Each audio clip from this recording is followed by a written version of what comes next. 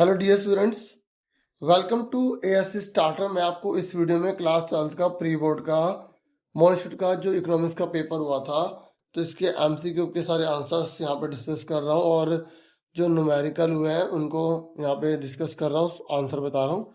और शाम को आंसर की अगर आएगी तो वो भी आपसे शेयर कर दी जाएगी। चैनल को सब्सक्राइब, बेल आइकन को प्रेस करके रखिएगा।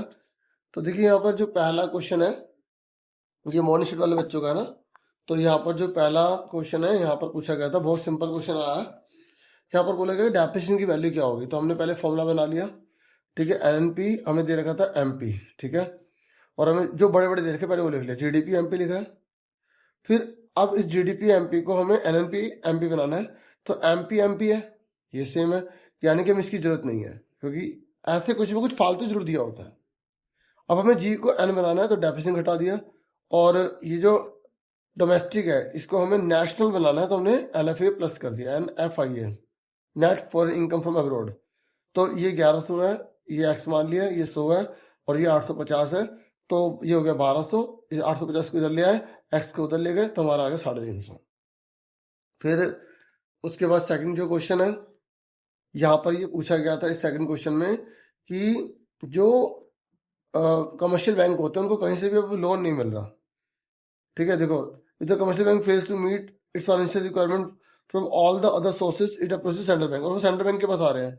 तो ऐसी चीज में सेंट्रल बैंक क्या कहला रहा है, उनके लैंडर ऑफ लास्ट रिसोर्ट कहला रहा है, क्योंकि अब वो अंतिम ऋणदाता वही है, अब उसके अलावा उन्हें और कोई लोन नहीं दे सकता। ठीक है, फिर उसके बाद ये हो गया, इसका है थर्ड क्वेश्चन। देखिए यहाँ पर हिंदी में है ये और ये इंग्लिश में लिखा है। यहाँ पर बता रहे हैं कि जो जितने भी कमर्शियल बैंक होते हैं ना, उन सबको आरबीआई के पास कुछ पैसे जो है रिजर्व में रखने पड़ते हैं। ठीक है, उसको हम सीआरआर कहते हैं। तो ये सही बात लिखी है। तो ऐसा क्यों किया जाता है आरबीआई के द्वारा? कैश रिजर्व रेशो, जितने भी कमर्शियल बैंक है उनको अपना कुछ पैसा आरबीआई के पास रखना पड़ता है। इसका रीजन बता रखे हैं कि भाई इससे कंट्रोल करने में हेल्प मिल जाती है क्रेडिट को, जो कमर्शियल बैंक क्रिएट करते हैं। तो बिल्कुल ठीक है रीजन, और सिस्टम भी ठीक है। ठीक है, तो हिंदी में नगद आरक्षित अनुपात कहा जाता है बच्चों। और ये वो रेशो होती है जो कमर्शियल बैंक होते हैं ना, व्यापारिक बैंक या वाणिज्यिक बैंक, उनको अपना पैसा कुछ आरबीआई के पास रखना पड़ता है। आखिर ऐसा क्यों करवाते हैं? ताकि जो लोन है या जो साख है ना उसको कंट्रोल करने के लिए, कर्जे को मतलब ज्यादा वो दे ना पाए या ज्यादा कर्जा दे, उसको ध्यान में रखकर ये डिसीजन लिया जाता है सीआरआर के बारे में, जिसका आंसर ए है। फिर उसके बाद जो नेक्स्ट क्वेश्चन है यहाँ पर फोर्थ नंबर पर, तो यहाँ पर पूछा गया कि रवि को यूरोप भ्रमण करने के लिए 1 लाख यूरो की नीड है और अभी एक्सचेंज रेट चल रहा है 90, तो अचानक 100 हो गया, तो उसको कितने ज्यादा मतलब अब उसका खर्चा बढ़ जाएगा। देखो भाई, देखो यहाँ पर यूरो के हिसाब से है।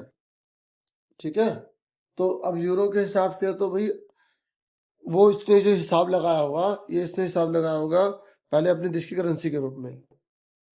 ठीक है, लेकिन अब क्या हुआ कि करेंसी की वैल्यू तो जो है हमारे देश की 90 कम हो गई है, क्योंकि देखो यहाँ 90 से 100 रुपये हो गए, ये बढ़ रहा है ना। तो हमारे देश की वैल्यू जो है ना कम हो रही है, इसका मतलब अभी उसने लिए नहीं है, तो उसने 90 के हिसाब से लगाया होगा हिसाब, है ना। अब जो है 100 के हिसाब से लगाना पड़ेगा, तो उसको जो है ना 1 लाख रुपए जो है अब उसे ज्यादा देने पड़ेंगे। ठीक है, नहीं 1 लाख नहीं बन रहा, क्योंकि इसको से मल्टीप्लाई करेंगे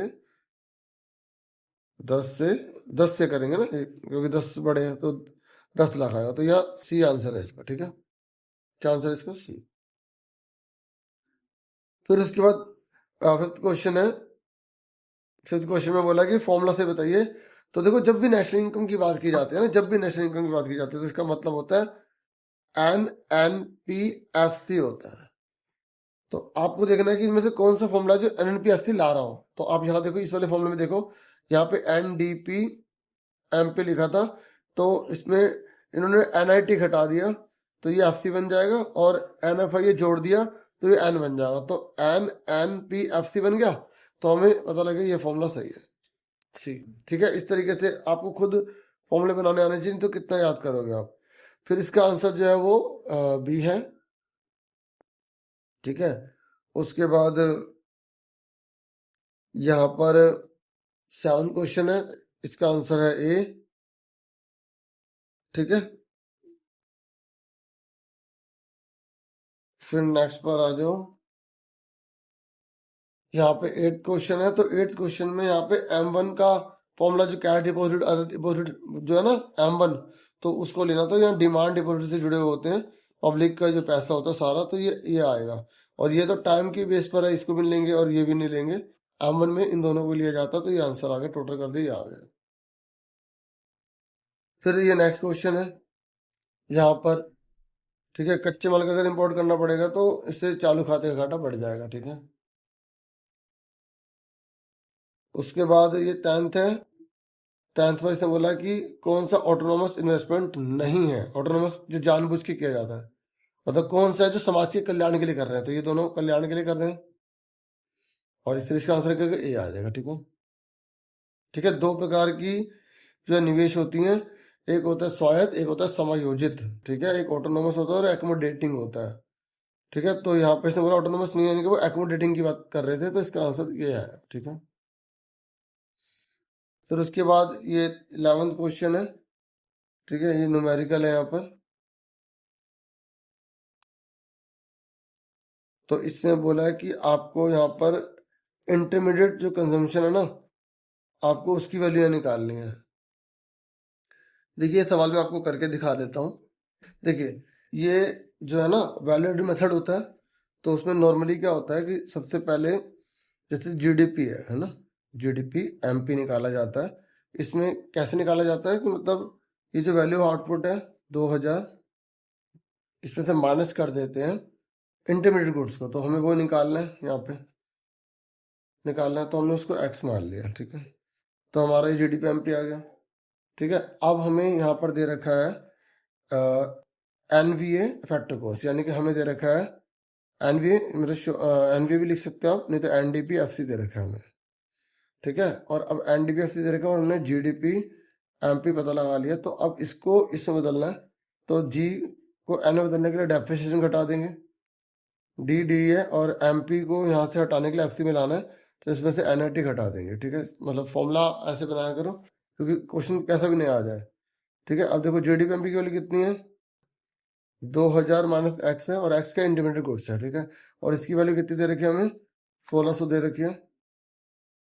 और डेप्रिसिएशन कितना दे रखा है हमें, 40 दे रखा है।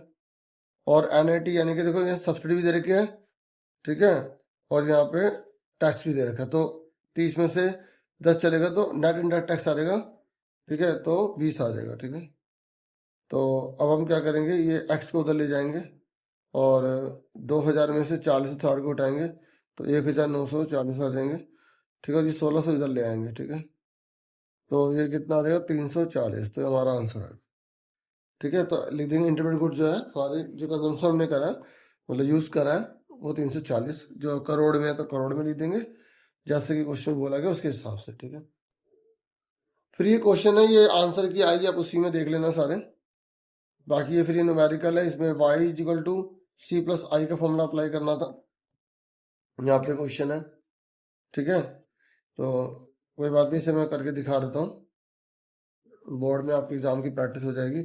तो देखो सी हमें दे रखा है 100 प्लस 0.75 वाई, ठीक है। और इन्होंने बोला है कि इक्विलिब्रियम लेवल है, ठीक है। तो इक्विलिब्रियम है तो y equal to C plus I ले लेते हैं। तो y हमें पता नहीं है, c कितना है 100 प्लस 0.75 y, और i कितना दे रखा है हमें, i दे रखा है हमें 1200 दे रखा है। तो ये 1200 और 100 कितना हो गए, 1300 हो गए, ठीक है। ये 0.75 वाई है, ये इधर जाके माइनस का हो जाएगा, ठीक है। तो ये इसमें से गए, ये एक मारेंगे से एक इसमें से चला जाएगा, तो यहाँ पर 0.25 वाई बचेगा, 1300 आ जाएगा। तो वाई इक्वल टू 1300 बटे में 0.25, पॉइंट हटा देंगे, ऊपर 2 जीरो आ जाएंगी, तो 25 का टेबल पढ़ोगे ना, 25 पंजे 125 होता है, ठीक है। तो हमारे 5 बचेंगे, 25 गुना 50, तो ये आ गया 5200, ठीक है। तो ये आ गया, मैंने सॉल्व कर दिया था पहले भी, ठीक है। तो मैंने कहा वीडियो में भी कर देता हूँ, ठीक है। फिर पहले इस तरह की सर आंसर बता दो, फिर मैंने कहा चलो समझा देता हूँ। अब इन मतलब मल्टीप्लायर हमें निकालना है। मल्टीप्लायर का फॉर्मूला क्या होता है, के इजिकल टू 1/1 माइनस MPC। ठीक है, तो हमें आपको पता है कि ये जो चीज होती है MPC होती है। ठीक है, तो 0.75। हाँ, किसी के मन में आएगी सर ये के इज इक्वल टू 1/, में MPS होता है, तो हम आपने 25 ये 0.25 निकाला है तो हम ये ले लें, वो आपको एक्सपीरियंस है तो अलग बात है ना। तो ये ऊपर चला गया 2 जीरो, तो 25 चौके से 4 आ गया। ठीक है, के इज इक्वल टू 4 आ गया। ओके, फिर इसने बोला कि अगर ब्रेक इवन पॉइंट है तो ब्रेक इवन पॉइंट में मतलब y इज इक्वल टू सी ले लेंगे। तो y और c कितना दे रखा है हमें, 100 प्लस 0.75y, तो ये उधर चला जाएगा, तो 0.25y 100, तो 100.5 नीचे आ गया, पॉइंट चला गया, तो 25 का 100, तो ये 400 आ गया। ठीक है, उसके बाद यहाँ पे consumption at break even point, यहाँ पर बोला कि कंजम्पशन कितनी होगी, तो हमें वाई पता लग गया 400 है, तो यहाँ पर पुट कर देंगे। ठीक है, इसमें हमने ये करा ना। ठीक है, तो यहाँ पुट कर देंगे, या सीधा हमें देखो दे रखा है इसी में पुट कर दो। 100 प्लस 0.75 मल्टीप्लाई में वाई कितना है 400, तो 100, तो देखो 2 जीरो से पॉइंट हट गया, तो 4×5 = 4 और 30, तो कितना आ गया 400, क्योंकि ब्रेक इवन पॉइंट है दोनों बराबर होंगे ना, इसलिए दोनों इक्वल आ रहे थे। ठीक है, ये वैसे भी कॉमन सेंस था, फिर मैंने करके दिखा दिया। तो बाकी ऐसे इसी को इस फॉर्मूले से अप्लाई करके आप आराम से इसे कर सकते हैं। ठीक है, उसके बाद अब बाकी का पेपर देख लो।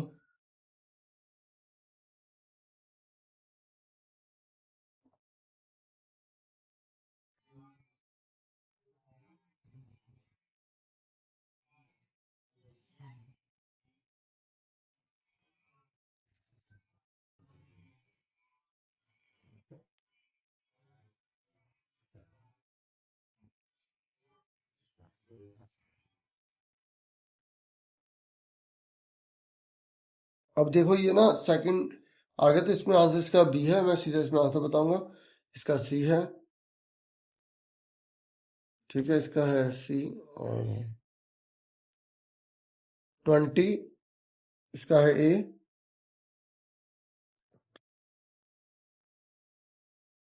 इसका है सी,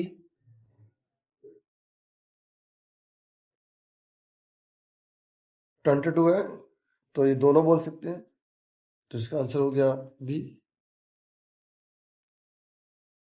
बाकी ऑफिशियल आंसर क्या है उसमें भी आप अच्छे से और चेक कर लेना। ठीक है, 23 है, तो ये है ए, और इसका जो ये वाला करते हैं तो इसमें है सी, 24 है, इसका है सी का थर्ड।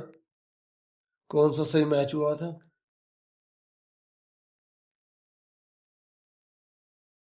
तो यहाँ पर असंगत ढूंढना था। देखो ये सारे ऑर्गेनाइज सेक्टर में काम कर रहे हैं, ये इनऑर्गेनाइज सेक्टर में है। इसके काम करने के घंटे फिक्स नहीं है, सैलरी फिक्स नहीं है, पेंशन वगैरह की फैसिलिटी नहीं है।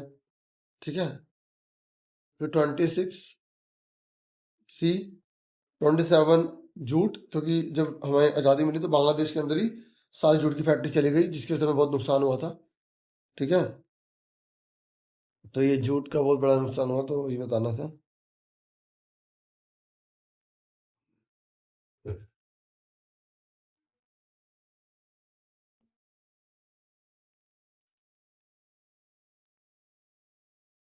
और यहाँ पर इसको देख के बताना था हमें। ठीक है, तो गांव के अंदर कितने लोग हैं जो नियमित हैं, तो यहाँ लिखा है ये देखो 13, और शहर के अंदर कितने हैं यहाँ पर देख सकते हो 47। अच्छे से डिजाइन लिखे हुए थे सारा, इसको पढ़कर मैं आंसर बता दूँ। ठीक है, तो डियर इतना ही था इस वीडियो में। Thank you for watching and listening carefully. Take care yourself dear students. Video को लाइक, चैनल को सब्सक्राइब जरूर कीजिएगा।